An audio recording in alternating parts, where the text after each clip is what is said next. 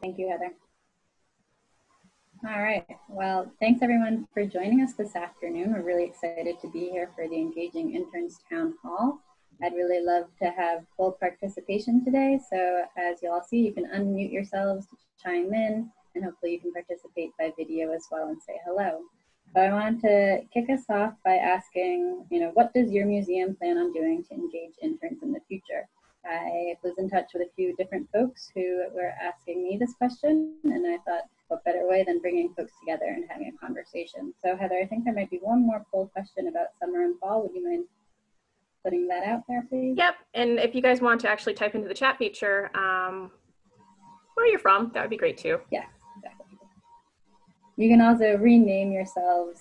If you hover over your screen, there's 3 little dots, and you can rename yourself and say where you're calling in from. So I'm Scarlett with Nima.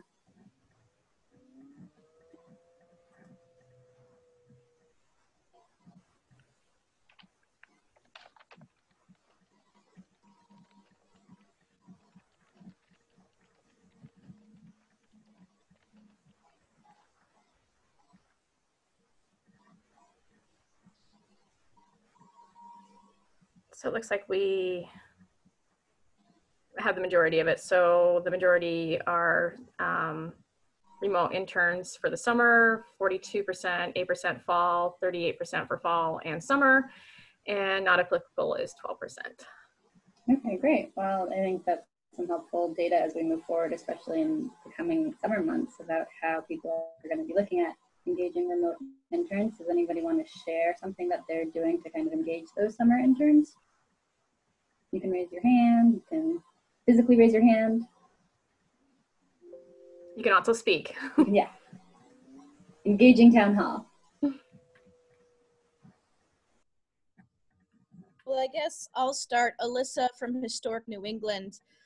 We're doing our best to make it work because our interns signed on. The paperwork was already completed, with their university beforehand. And so it's like, I need this to graduate. So, luckily, but not it was going to be remote halftime anyways, just because they were going to be based so far out in the middle of nowhere, Milton, where I'm at. So it's just kind of what are the digital availability for archives and things that we can work with.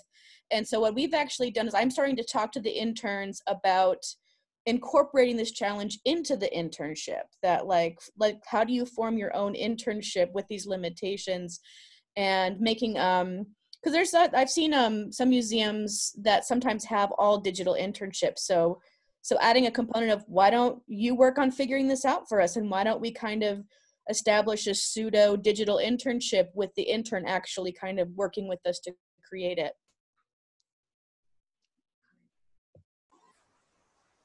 Has anyone had a similar kind of scenario where you're kind of working alongside the intern to craft it as you go?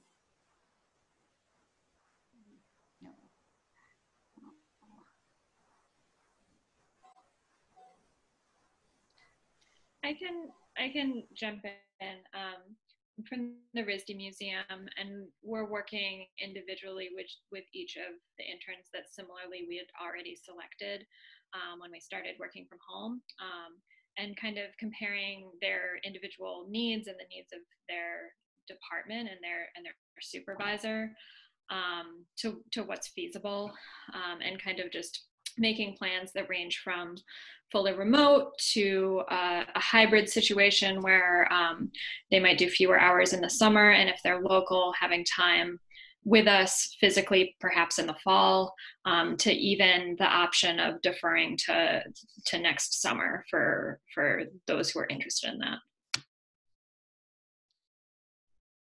I can talk. I guess I'm from the Atwood Museum in Chatham, Mass. We've had remote interns all along the last couple of years because we're way out in Cape Cod. And I'm interested in learning more about what software and what programs are out there that might help us do that. Our interns, we only have a couple, we're very small, so they have access to our shared drive. and our database, our Past Perfect Online, or through the shared drive. But I'm hoping to learn today what kind of programs are available software-wise, and what works for the rest of you. Could I jump onto that actually? So, hi everybody, my name is Olivia and I'm from the Mead Art Museum at Amherst College. So we have like student staff still working, but we have a separate internship cohort that we work with the Benesky and Emily Dickinson during the summer. So one of the challenges that I've been having is trying to figure out how we can create a cohesive cohort feeling where the interns get to chat with each other, not just with their supervisor. So kind of to dovetail on the software and programs, our interns that we selected prior to moving off campus and being in their homes, wherever they are now representative of like 5 different time zones internationally. So I have the fun challenge of finding times where we can all meet on Zoom with like 13-hour time differences, 7-hour time differences, 6 hours, 2 hours. And so I've found a couple software things like I've been thinking of having us do Marco Polo. I don't know if you all are familiar with that app. It's an app. So you'll have to ask to make sure that your interns, we have one intern that needs to access everything through a VPN. So we've been trying to make sure that the college can access her a VPN so that she can Google search things that otherwise in the country she's currently at, she couldn't Google search. So you should check in with that. But then the Marco Polo is a way that they can, it's like Snapchat, but it saves the video. So basically for the one intern that's, like I said, kind of like a 13-hour difference or something like that, basically when she's working, we will be asleep. And so she's going to video herself like with the Marco Polo app. And then when we're up, it will just save and we can check on it. And you can also create group chats with it. So that way the interns can get to know each other as well. So that was one thought that I had. Additionally, there's a platform called Miro. I can link to it. And it's basically like a giant free whiteboard. So if you want to have the chance to like have people write visual, kind of like a visual outline, mind mapping for anything like that, then you can use that platform as a way to do that. That way everything isn't just through email and written, because I feel like things get lost in the written word. So those might be 2 that y'all want to look into. Yeah, and Olivia, I've used Mural as well, and it's pretty accessible, and you can kind of make these giant fake Post-it notes virtually. Exactly. I find that helpful. Anybody else have any software suggestions? I'm curious if you've looked at any of like the Moodle, Canvas, repurposing the learning management systems that schools are using, or even Google Classroom that the K through 12 space is using. And because when you were talking about whiteboard, I was thinking like, oh yeah, we have like the discussion areas and we have the different spaces in our learning management tools.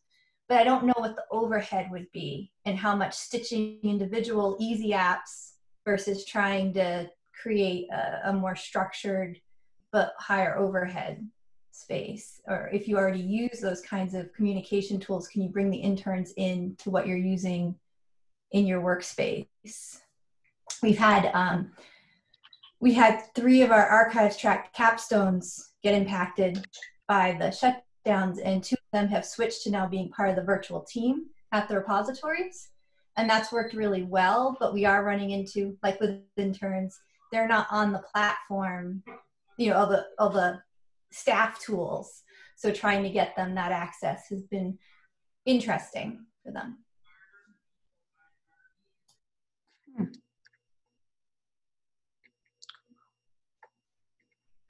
I don't know if that was directly towards me, but I could just say that I haven't looked into Google Classroom, but I know that Blackboard also has something similar to that. It might be a good idea. One of the things I've found is just that I don't want to overload on too many different softwares and programs to use as well, and then have you know, like staff at our museum just kind of like, Olivia, this is too much that you're making us use, you know? So that's another thought too. If we can find a way to use things we're already using, that would be great. Maybe even if it's just as simple as Google Hangouts. But there are also time zone converters that you can find. A lot of like Wall Street companies use these because they have like, you know, different, I guess, headquarters in different places already, and their interns will like interact anyways for meetings and stuff. And those are really good. They're basically tools that will, once you sign in, it almost works as a way to time check everyone, not to like police them, but just so that you can see when everybody's signed in at the same time. That way it's easier to create meetings with people, and also then you can just chat right away because you know that they're there. So that's another thing, like those time zone converters would be helpful.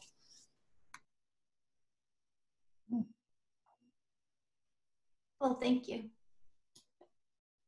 And kind of thinking along those lines, are there any projects specifically that are remote that anybody can kind of talk about that they're planning for summer or fall for their interns? We've had, we've been working on oral histories more than anything else, transcribing them, making them, getting them onto our website. So that's been the main project. And then we're always trying to get our interns to write articles, and also training modules for classrooms and for kids, for educational programs. I'm interested in hearing what others have. That's what we're doing. I'll jump in here. The Fleming Museum at University of Vermont, and we just a couple weeks ago launched our online collections database, something we've been working on for years, and really amped up our launch in response to COVID. And so we have and will continue to engage interns remotely on testing the database, kind of setting up usability surveys and even more in-depth treasure hunts to see how they use it and how that might guide how we provide search tips to our general audiences or academic audiences. And I think paired with that, you know, we will be choosing to focus the fall on our collections rather than special exhibitions whose timelines could be disrupted. And so, you know, thinking about the potential for fall interns to make little videos at home about objects in the collection and things like that. We have a mobile app for a walking tour that's pretty basic, and so we're hoping to have an intern really explore how to make that much more engaging. So that's an easy thing for someone to do remotely. Curious, do people use your walking tour? I've tried to, I have maybe a more senior audience, but yeah, mine don't either. Everybody wanted them. Right. And ours is pretty good, and I can't get people to use them. So I didn't know if anybody has had success. Ours is through a smartphone. Uniguide helped us put it together, but can't get people involved. So does anybody have success with walking tours, self-guided tours like that? No? Good. I'm glad to hear that it's not just me. Well, I think in terms of analytics, Road Tour, which isn't museum-based, but is cross-organization, multi-organization, RHODE, like Rhode Island Road Tour, their analytics, their usage is pretty good. So I would check them out. But I think for us, particularly this conversation of interns and also in the time period that we're in, knowing that, you know, we probably won't be able to collect people for groups to go on tours this summer, how can we actually make that something that small groups or families could do on their own, and use an intern to help make that more interesting.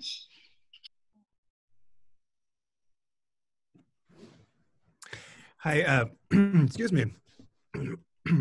Sorry, my name is Jason from the Middlebury College Museum of Art, and if it makes sense, I'm happy to talk later about some of our ideas and questions for the summer, but I might just share first. For this semester, as we continue to work with our student docents and interns, we've shifted our model a bit to kind of a museum consulting group or something of a museum think tank, where each week we do have time to meet in person through Zoom, and we dip our toes into the water of some interesting questions within the field, like accessibility or social media. And then I send the interns away to crowdsource different resources, and they create annotated bibliographies that I can turn to later, other interns in the future can turn to. And I'm quite excited. We've been playing with a while. Someone earlier mentioned the idea of short recordings. I think we'd like to have students do short either audio or video files of the gallery tours they would have given in person. And I just today had a conversation with someone at a local senior center who tells me that they're kind of joining the national trend of more and more seniors using tools like Zoom. So I think we'll actually have some real-time sharing of those short 3 to 5 minute presentations with seniors, and then we'll use that as a step toward hopefully recording, archiving those tours and making them accessible to anyone on the web. So if you're looking for an audience, senior citizen centers might be a great place to reach out to if you haven't already considered it. Jason, that sounds like a really exciting project. Has anybody else partnered with their community, whether it's a senior center or kind of other schools, to engage their interns? Cape is all senior citizen.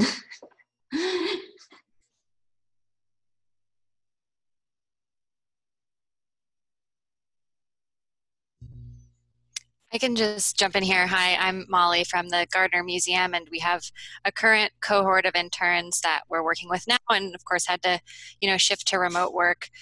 The program is such that interns are placed throughout departments, but then also have a portion of their role in the galleries of the museum, and then a portion in a seminar.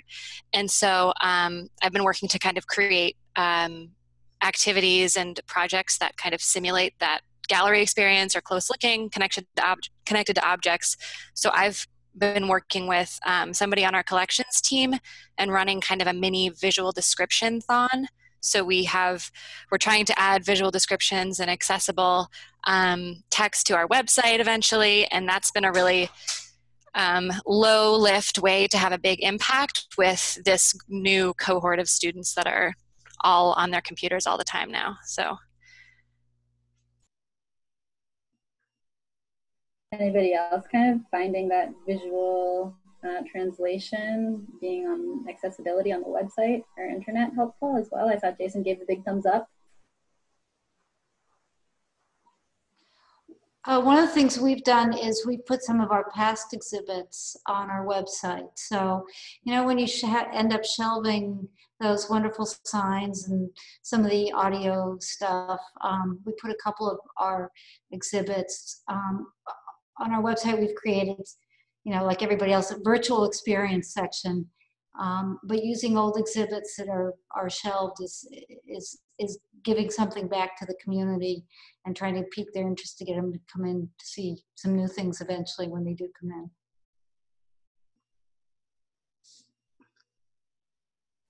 For anybody looking for more information about the accessibility, because we did have a Lunch with Nima on it, if you go to our website under Lunch with Nima, you can find a recording on that, and we'll talk about being more accessible through social media, on your website, alt text, things like that. It's a great lunch if you want to look at that. I mean, it's a great project to do, and it's something that really should be done. It just takes a lot of time, and we have time right now for a bunch of us, so I would also suggest that too.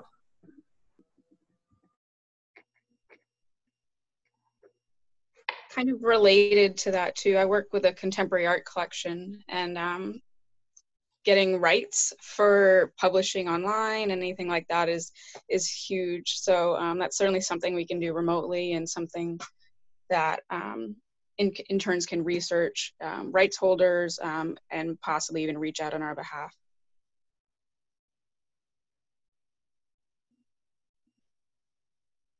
I know that recently the Museum Studies Network of AAM and the New York City Museum Educators Roundtable had put together a spreadsheet. I don't know how many of you might have seen it. It's got about 25 internships listed on it, but Is there any kind of resource that either NEMA could, aside from our jobs board where we list our internships, is there something that NEMA can be doing to support and engage your interns or support the academic programs during this time?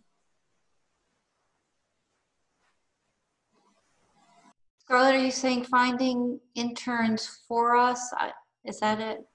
Yeah, I guess the NEMA on our jobs page, we currently list our internships. So whether it's virtual or in person, you can list your internship there. But I know the Museum Studies Network is also polling for interns. So I don't know if any of the academic programs are finding linkage that way or just other ways that NEMA can be a resource during this time for you all. That would be particularly great for remote places like the Cape, because we don't have a lot of students, and when they do come, it's very expensive for them to live here and stay. So unless they have grandparents, so in remote areas for small museums, I think that would be extremely helpful. Thank you.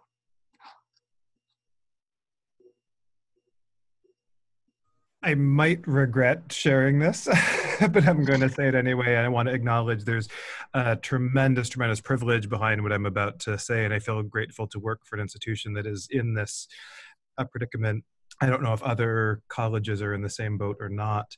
Right now, I hear from Middlebury Center for Career and Internships that they do, thankfully, still have grant money earmarked for unpaid student internships, but they're not finding supervisors to mentor those interns. A lot of people are having to cancel their programs. So I might be opening Pandora's box, but it's possible that if anyone out there would really love to do that work of supervising an intern remotely, but just doesn't have the finances, I don't think this would be a long-term solution, but at least for now, there might be some creative engagement where Middlebury College can help make that financially feasible, and someone else then also gets work.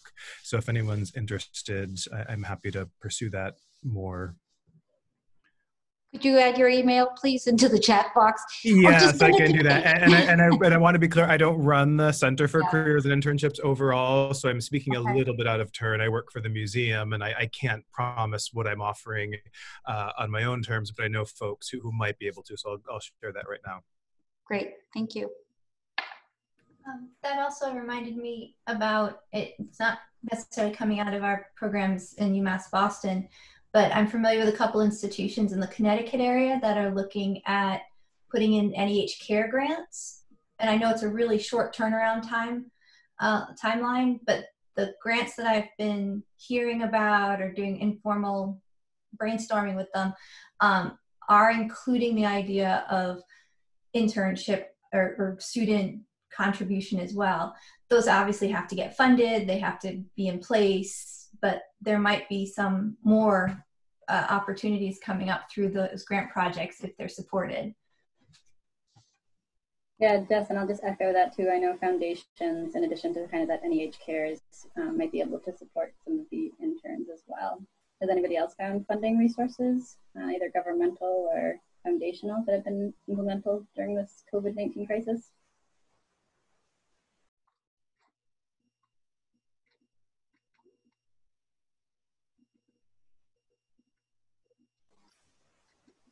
Well, then hopefully we can all take a look at the NEH Cares Act. So we did actually have an interesting question. It was more geared in the chat that came up about physical internships. It was more on the people supervising the internships at the university level. Have you guys had any of your internships for the summer that are holding summer internships virtually? Have they pulled out saying, no, I want an in-person one, or are they continuing on with a virtual program or whatever you guys come up with? Have you guys had people cancel out on you? The Mark Twain House and Museum has had all of the summer interns cancel, even though we were prepared to do virtual internships. But we also are employing all of our part-time employees. So a lot of what we were going to be doing with interns is going to be happening with the part-time employees. So we're lucky in that respect, but I'm hoping that the fall and spring semesters, we'll bring our interns back. So do you, at Mark Twain House, do you have internships that you would like taken care of in the fall that we could have some students perhaps get in touch with you about? Remotely? I'm kind of in a weird position. I am currently the coordinator of interns, but we've recently hired a new education coordinator who's going to be taking on that responsibility, and I was hoping she would join us here. I am here. Oh, you are there. Yay. Yeah. I didn't know you had made it on. So, so Erin, can you speak to that? Yeah, I can. And it might bring up another opportunity, which isn't quite what we think of when we talk about interns. I had been involved in conversations with Trinity College, which is just down the street from us, where essentially the project I would have had an intern do, or I would have had an intern chew off part of, is now going to be part of a class project.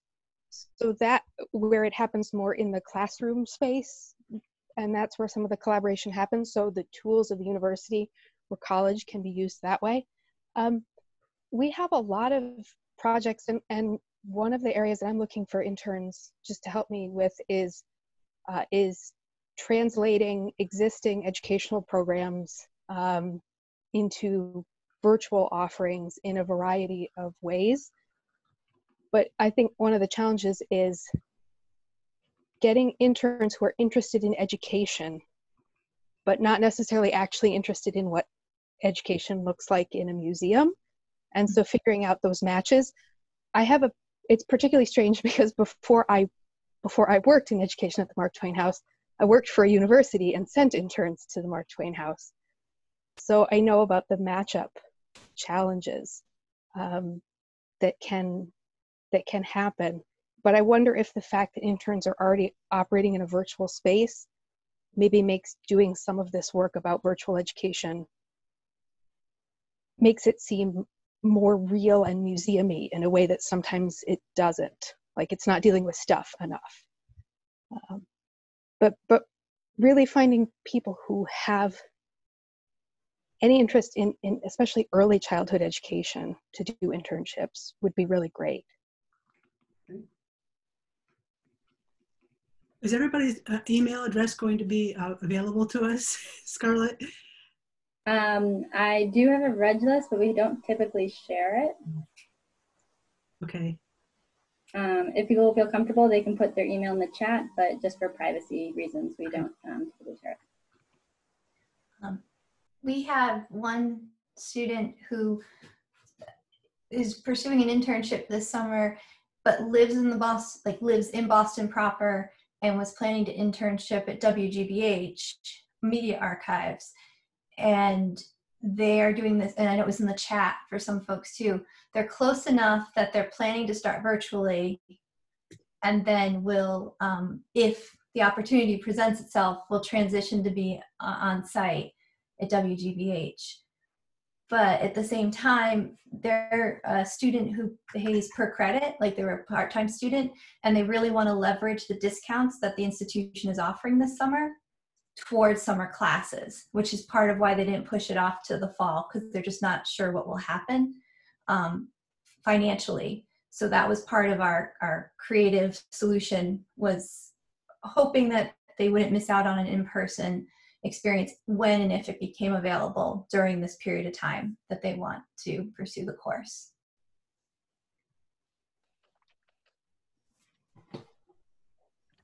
We also had a question come up in the chat feature. We've been lately talking about college internships. Are any of you guys doing high school internships at all? No. What kind of internship? High school internships, sorry. The Mark Twain House Museum was going to be working with Hartford Public Schools, and I think we're still supposed to be working, but we haven't heard from the school regarding an internship program that we were going to develop between curatorial and education. Erin, do you want to speak on that? Yeah, it actually still is ongoing. This was an internship program that is done between Hartford Public High and the Connecticut Business Association. And so we had developed an internship. And last I spoke with them, they were actually still engaged in trying to do it. I think we're supposed to hear from them in May. They were really, really trying to keep these things going, to give high schoolers some structures in the summer. And all of our other high school summer programs are still theoretically happening in some way. It may be a little late, it may not be late to reach out. But the place I'd look if you are interested in high school interns would be, frankly, to look through the sort of state local business associations, they were very receptive. And in fact, the woman I was coordinating with was overjoyed to have something that wasn't an insurance company in the pool for high schoolers. Our real challenge is that, in Hartford, half the students are having their lessons mailed to them because they don't have internet access that will facilitate anything else. So figuring out how, particularly for high schoolers, how a digital offering isn't going to kind of further exacerbate these divides would probably be important.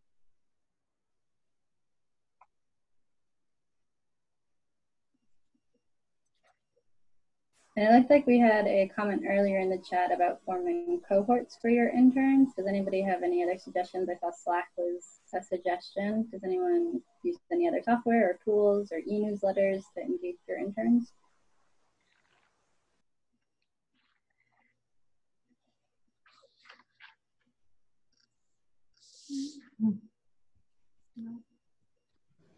This isn't about tools, but I had a question if others have experience from the past or if they're doing some planning for the future.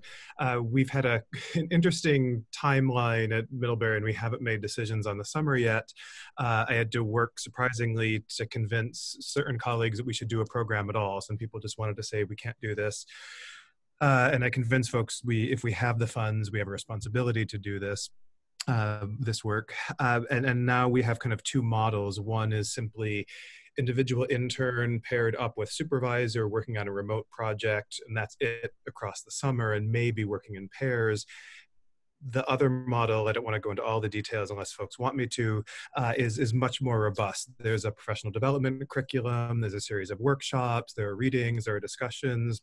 And the plan in that model is to have just 3 or 4 supervisors working on projects that are genuinely meaningful to the museum, such as the database work that we heard about before, or doing research and proposing plans for diversity, accessibility, inclusion, so we can make our museum more welcoming.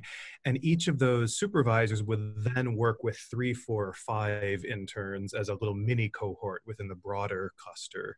And the thought, but we're not sure if it's a good thought, is that those interns, when they're working remotely, they could first turn to one another with questions and then go up to the supervisor when they need that guidance. And of course, we build in at least twice a week sessions when supervisor and that cohort is going to be touching base, but every day at least the intern should be circulating their questions and thoughts. So we don't know if that's a good model or not. I don't know if anyone has reflections or experience of their own. Jason, I'll jump on that because that's similar to thinking we're having about the fall. We don't know if our fall interns will be remote, but we're preparing for the possibility.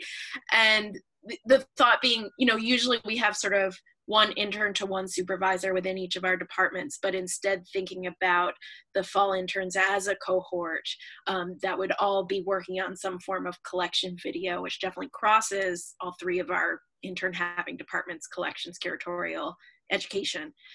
And that we're talking about using Microsoft Teams, which is what we're using as a staff anyway. So that idea that they will kind of have their own channel and be a part of the software that the staff is using to communicate when they're remote, I think will help build that sense of belonging to the team even when they're not physically there, and that they're having that cohort and communication among themselves will also be key to keeping them engaged when they're not there in person on site. Yeah, thank you. And part of our thinking is not only the best experience for the interns, but we've heard from some of the supervisors that it seems very daunting to be, giving the only professional mentorship when you're rarely having that contact, and it's a different form of contact. And the projects might become quite, our registrar said it's going to feel mind-numbing to spend 20 hours a week doing this kind of work in isolation. So I appreciate that reflection of what you're thinking. Right, and I agree that a part of it is also to relieve some of the supervisory burden on the staff.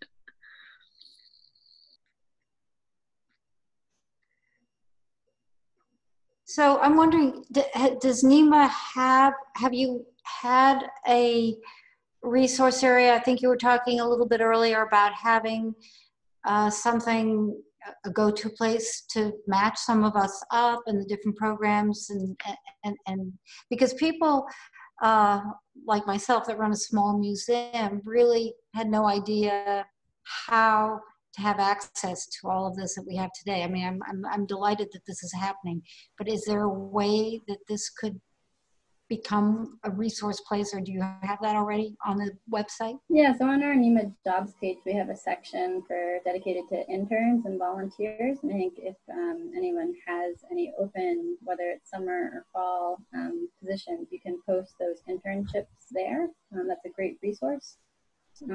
Heather, do you have any other suggestions?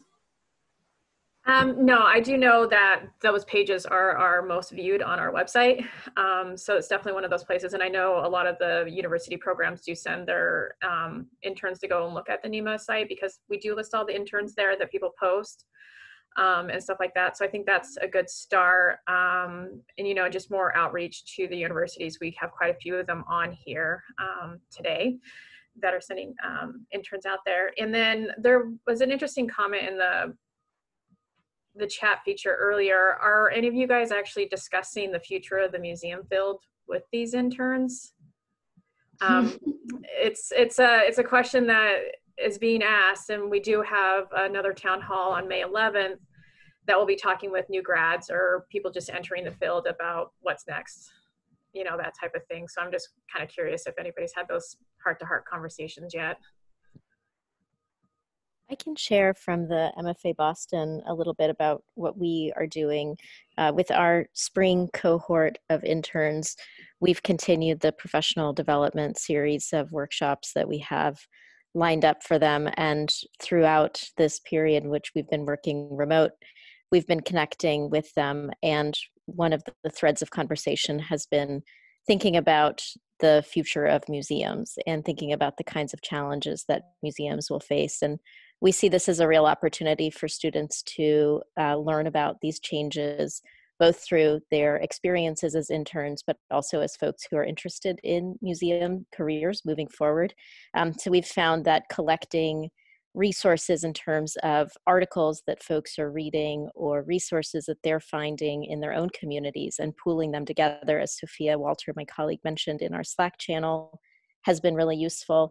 And then coming up this Friday, we have our final presentations for our interns, and we've asked them to slightly modify those presentations to include, in addition to kind of a synopsis of their internship experience, a little bit about, to sort of reflect on what they see or how they see, you know, this COVID-19 pandemic impacting museums in the future. And that is both to sort of be responsive to the moment, but it also ties into a bigger programmatic goal that we have for our internship cohort this semester, which is to really think about the kinds of challenges that museums are facing. So that's been a thread that we've strung along all of our workshops for the entire spring. So we see this as a really timely moment to begin reflecting now. That's not to say that we have everything figured out and that we have, you know, certainly a rosy picture of what internships or the museum field looks like in the future, but it is to say that I feel like it's been really important for our interns to address it and for us to address it with them. And I'm in a little bit of a different boat, but I'd like to share. My name is Jenna Duplicity, and I'm the archivist and special collections librarian at Salve Regina University Archives. So I'm in sort of a cousin profession, and I'm working mainly with undergraduate students, usually work studies, but some interns or fellows in the history program. But I also get volunteers who are recent grads from library school who don't want to have a gap on their resume because even before the pandemic, there were no jobs. And I think it's really important to be honest with anyone who is considering going into a cultural heritage field. You know, don't go into a ton of student debt to get these degrees because things are really volatile. And it's heartbreaking. You know, I've had recent MLIS grads ask me, you know, I've got all this experience and I'm interviewing and I just cannot find a job. And is it me? It's like, no, it's not you. There are no jobs. And so I've been part of some kind of preliminary studies of the field, of specifically the archives field, and what kind of jobs are being posted. Are they professional level? And it's kind of bleak. And now with the pandemic, both Harvard and Yale have instituted hiring freezes, I believe. And statistically, that represents 25% of the new jobs posted annually in New England. And so I think we need to be really supportive of our interns, but I think we also really need to think about what advocacy is going to look like in these. It was already really dire, and we really needed to advocate for job creation and growth and respect for our professions by the people who hold the purse strings. But it's going to get worse, and I think we really have to think about advocacy on a much larger scale. That is, in some ways, the best ways we can support our interns and the next generation. So that's my piece. Sorry, that got kind of rambly. No, Jenna, thank you. And just to that point, NEMA does currently have a museum and COVID impact survey out right now, which we'll be using to advocate for the museum field. So I encourage, if your institution hasn't filled it out already, please take that survey and fill it out. Thanks.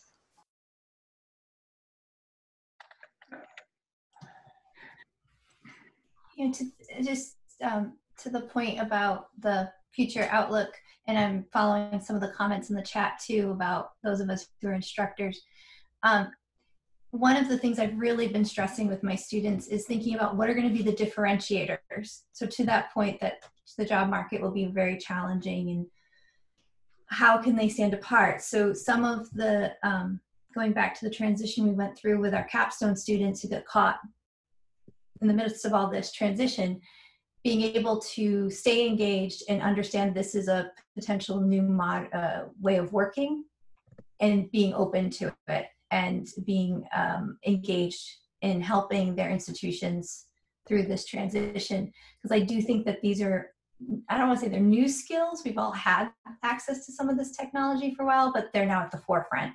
So we are trying to really emphasize being able to work in this very nimble, constant transition space with our students, and thinking about the shadowing or the opportunity to talk with the professionals who are in the field about what are the skills that they are leaning into most heavily to keep their professional space working is another challenge we put forward for our students who are graduating. So I think it is concerning, but we are trying to really stress being adaptable. Who knows what's, your point about Yale and Harvard is one we know well and are very concerned about, but there's other smaller institutions as well that we're really fearful won't even exist. And so how do we help our students see through that and leverage the experiences they may have had there that they thought were networking opportunities for future positions? Now those positions are just gone, and they're now concerned they're going to be trying to apply for jobs that their former supervisors are also trying to apply for. So we're kind of back in 2008 in that way. But any insights on how to help position them would be helpful too.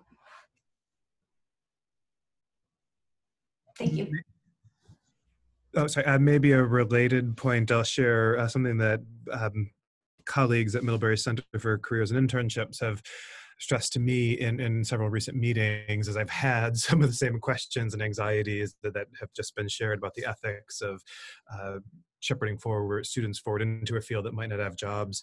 To be clear, what I'm saying isn't any kind of magic fix, but the folks at Middlebury Center for Careers and Internships did say, don't underestimate the power of the transferable skills that we offer to students. For those who want to stay in this field and can find a job, we're giving them amazing, very specific training but so much of what we do about teamwork and creative thinking and an analytical mindset and people skills, and as you've just said, now adapting those things into a different, more technologically driven way of working, that could help them in any number of other job applications in a whole variety of fields. So I think we can be proud of what we can offer. It won't fix everything and it won't get them all jobs, but there's still value in giving them the best training that we can. I'll chime in as well. I'm Carla Costa, and I work in the Career Center at Amherst College and actually collaborate with the folks from the campus museums on the intern cohort.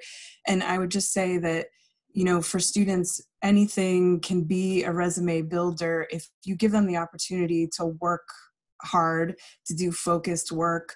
If you share with them the things that you feel are valuable to you and your skill set, those things will come through. And even being someone who can vouch for that person in future means everything. So being willing to be a reference and being willing to connect them to colleagues and even helping them do the basic things, like make sure they leave your internship with or volunteer work with a clear description of the activities they did. You'd be so surprised by how much students downplay the work that they did, or they don't understand that it actually fits into a grander scale and scope and that they can own a piece of that and that you'd happily let them have credit for that. So, you know, even clarifying those small things really impacts how they go forward with the experience and what they can get out of it, and encourage them to use the resources at their institution, their learning institution, because some of them just often feel like it doesn't maybe necessarily have the breadth or the depth that they're looking for, but the fundamentals can't be taken for granted in this economy. So even just the mirroring of talking to somebody else about the work that you did and getting insights on how to talk about it in a cover letter can be really helpful to offer, you know, yourself as someone they can email later when they're getting ready to apply to other things the following summer or that year on campus, and be able to say, like, how do I write about that project in my cover letter? Like, am I describing what I really did? So letting them know that they're not supposed to walk away knowing how to contextualize this, and just offering to be that person is like a huge impact on a person's resume, even if they've been a volunteer. Also, you're all awesome, and it's so amazing to get to work with educators and museum teams because they're so adaptive and you're so committed to learning and to sharing best practices. So already these folks are at an advantage. They don't even know it yet. I wanted to throw out another question, and I apologize if it was already discussed while I was distracted by other things. But I wanted to ask about accountability. Obviously, this semester was really unique in that we started with in-person interns who then went remote. And I think each of our staff members has had a very different experience with each intern in terms of how engaged they remained, even as they were supposed to be continuing their internship. So definitely thinking about, you know, as we interview interns for the fall, sort of with the assumption that it will be in person but could turn remote at any point. You know, I think laying out those expectations that if it is remote, we still really expect you to be responsive, right? This semester was a whole other ball game, and we were all very forgiving, understandably. But you know, setting out the expectations that if it will be a remote internship, we expect a degree of responsibility, which, yeah, I guess is no different than an in-person internship in terms of the need to lay out expectations for responsibility that sometimes are and sometimes aren't met because we are still dealing with young people with a lot of distractions. So any thoughts on laying out accountability standards? Yeah.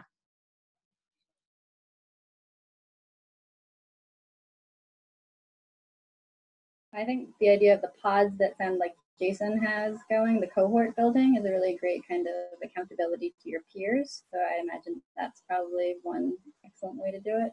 Anybody else?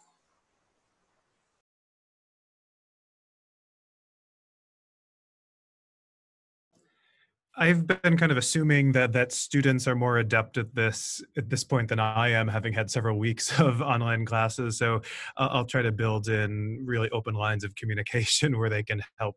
I have to have a sense of the structure, but hopefully it's flexible enough I can adapt and respond to what works or doesn't work for them in real time. Hey, this is Jenny Singson. I'm an interloper from Virginia who's a Tufts alum. And I have really noticed my students' mental health being really impacted by this. A lot of them who have been just rock stars in terms of getting information to me have really been struggling and not knowing what the fall is going to look like exactly. I'm kind of anticipating that the struggles might continue. So one thing that's really helped with my interns, they're not always super forthcoming about their struggles at first. So I try to put aside time to have at least a 30-minute phone or Zoom chat with them every week while we've been working remotely. And often we don't really get to hear about their struggles until the very end. So just taking the time to build trust, I've found has been really important because they are very forthcoming about their struggles once they understand that it's okay to talk about them. So I think I'm just going to have to build into my schedule that we have those moments for building a personal relationship almost so that they can be as productive as they want to be in their internship. I think those phone calls are a great way to connect, or Zoom calls. Definitely would really encourage folks to connect with you. Does anybody else kind of call or reach out in that manner to their interns? Someone also did point out, though, in the chat, basically, is that not all of our interns are going to have access to computers and stuff. So maybe phoning them, calling them, seeing how, you know, as your internship supervisor, how you can help them if they're, you know, having to share the family computer, that type of situation. Because I know there's a lot of families out there with kids home now sharing computers. So just another, you know, kind of check that privilege a little bit sometimes. It does make me wonder about when you're thinking about posting your internships, or it's almost transitioning from a staff to a consulting relationship where you're now asking your intern to potentially have access to a computer that you normally would have provided. I know at the academic institutions, there's been different schools are trying to get Chromebooks and different things out to the students. But if the internship has particular tech requirements, which a lot of these virtual ones do, maybe including that in internship descriptions, or at least again communicating back so we could see, like, we might not push for one of our students to normally request a Chromebook, but maybe there's reasons because you want them to do videos, or we might be able to coordinate the loaning of equipment that you don't have to do video recording or something like that. But it does add a new layer of requirement to the internship skills and abilities of how can you do this successfully remotely if you're not going to provide them with a tech kit like an iPad to do that.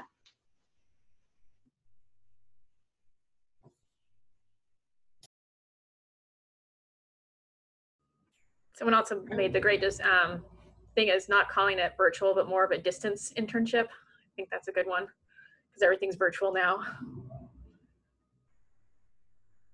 I would just add too, I learned this last summer with my intern, where it wasn't even virtual, you know, it was mostly in person, that this generation of students doesn't necessarily use email as much. They communicate with all these different apps and messaging that, you know, in a professional world, we don't use Snapchat to communicate with our colleagues, other than maybe on a personal level. But just, I think that's an expectation to change in our minds too, or that needs to be laid out from the onset, that they need to be checking email. If you expect them to respond to emails quickly, or at least accept, you know, respond with receipt of an email or a request for work. I've learned that you need to be upfront about that at the beginning of an internship, because it's not necessarily a given for the students in this day and age.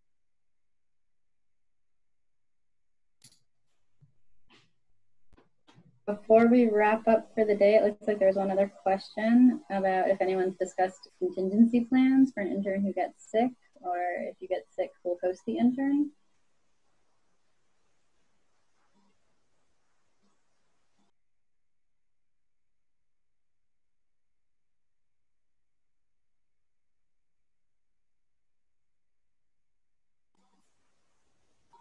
Sounds like not a lot of folks have maybe thought about that one, but thank you for the question.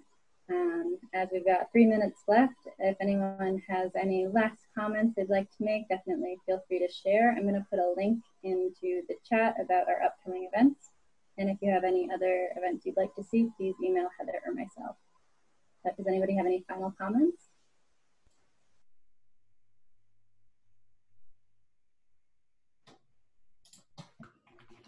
I also want to thank everyone for attending today and just hosting the interns. I mean, you guys are definitely bringing up the next generation of museum workers. So I think you guys are doing a great job on that one, and really appreciate you guys joining us, sharing your thoughts and stuff like that. As Scarlett said, if you guys have any future programming that you would like to see, get in touch with us. We do have the Emerging Museum Professional Town Hall on May 11th. Definitely encourage your interns to attend that. It's open, same format as this one, so that would be great.